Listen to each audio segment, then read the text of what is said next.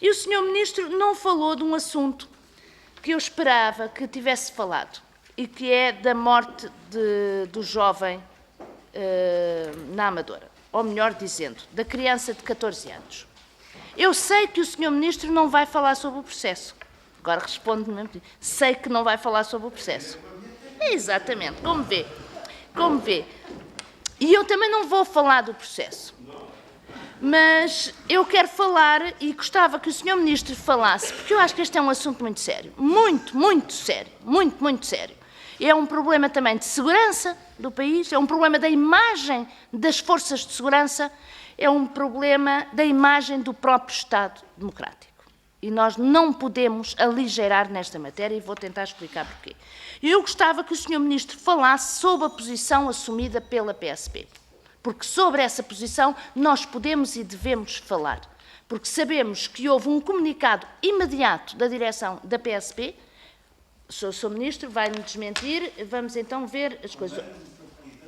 Exatamente, peço desculpa por isso, mas foi da PSP, Comando Metropolitano de Lisboa, assumindo a tese da legítima defesa no acontecimento. Temos aqui, bom, se o Sr. Ministro quer que eu leia tudo, eu perco mais tempo. Pensei que estávamos todos, sabemos, só o problema da direção. Portanto, numa decisão que depois já começou a ser considerada como precipitada, não é, por parte da PSP, eu gostava do comentário do Sr. Ministro como é que justifica o comunicado do Comando Metropolitano de Lisboa da PSP, em que defende a tese da legítima defesa, de imediato, que depois começa a ser desmentido pelas várias versões que o próprio agente tem sobre os acontecimentos. Não é? E até à última conclusão, que é do conhecimento público, e que é a conclusão dos exames em que a arma terá sido disparada a cerca de 10 a 20 centímetros da cabeça. Portanto, que é uma coisa que contraria todos os outros.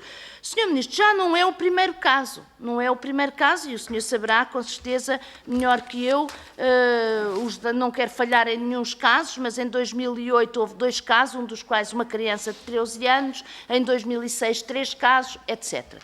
Eu gostava, da parte do Sr. Ministro, que respondesse à questão de como é que vê o comunicado do Comando Metropolitano de Lisboa, não é? E o processo em si vai decorrer com certeza, e como é que, se existe ou não existe, aquilo que se tem falado muito ultimamente, até na comunicação social, e o senhor como Ministro da Tutela, como é que vê a orientação da Inspeção-Geral da Administração Interna, que recomenda aos polícias que não existam disparos sob suspeitos em fuga. O que é muito lógico para qualquer um de nós. Primeiro, são suspeitos. Segundo, são em fuga e, pondo no balanço o que vale uma vida com ser apanhado da próxima vez, não deve ser por acaso que essa instrução tão clara existe por parte da Inspeção da Administração Interna, mas, pelos vistos, não é cumprida. Não é cumprida. E é preciso que, do meu ponto de vista, que o seja cumprida. Aliás, o Sr. Ministro teve aí uma frase que, com certeza, que é dentro de um contexto, mas eu tenho que lhe dizer que essa frase preocupou-me. Agora mesmo, na sua intervenção de abertura, disse: as armas não disparam antes de ser distribuídas. Eu escrevi literalmente. Preocupa-me um bocadinho esta frase. Convenhamos que não é as armas, oxalá nunca disparem. Nunca disparem. Eu percebo que o Sr. Ministro está pressionado pela direita. Está pressionado pelas 15 perguntas do deputado, ou pelas 30 perguntas, ou 45 em cada sessão do deputado Nuno Magalhães, quer mais polícias, mais armas, mais penas, mais prisões, mais tudo e mais algo. O senhor Ministro está pressionado pela direita, mas o Sr. Ministro tem que responder perante todo o país e tem que responder perante esta questão, que é: as forças policiais não podem cometer abusos. E o povo português e esta Assembleia, do meu ponto de vista, tem que ter a garantia absoluta de que todos os cidadãos e cidadãs são tratados em igualdade pelas forças policiais. E isso leva-me a outra questão, Sr. Ministro. O Sr. Ministro, falando dos objetivos da segurança, falou das 15 medidas, de reforçar as medidas, de reforçar o sentimento de coesão e falou da coesão social. É verdade, é uma questão muito importante. Agora, exatamente como, e quero deixar aqui claro da parte da bancada do Bloco de Esquerda que consideramos e afirmamos, e temos feito em várias situações, que é necessário travar e combater a criminalidade. Não aceitamos nenhum dos outros clichês que por vezes nos querem impor. Agora, há uma coisa que é certa, Sr. Ministro, não podemos continuar a estigmatizar bairros e populações com as chamadas ações preventivas em zonas problemáticas, como o Sr. Ministro, aliás, focou e deu como exemplo, e que todos nós vimos nas televisões, logo a seguir, no final do verão. E eu queria lhe perguntar, Sr. Ministro, porque aqui também está em causa a coesão social, porque naqueles bairros vivem homens, mulheres e crianças que trabalham e que não têm que ser e também precisam de coesão social. E também precisam de tranquilidade. E se calhar são os primeiros a ser vítimas desta pressão e da criminalidade. E eu considero que não têm sido acautelados os direitos dessas populações. E quais são, no concreto, Sr. Ministro, os resultados das chamadas ações preventivas em zonas problemáticas? Logo, o nome zonas problemáticas é o que é, não é? Pronto. Quais são os resultados? Nomeadamente em apreensão de armas. Quantas armas foram apreendidas nessas ações e nesses bairros? Que é para nós, de facto, percebermos a quantas andamos e se estamos nos locais certos à procura, por exemplo, das armas ilícitas.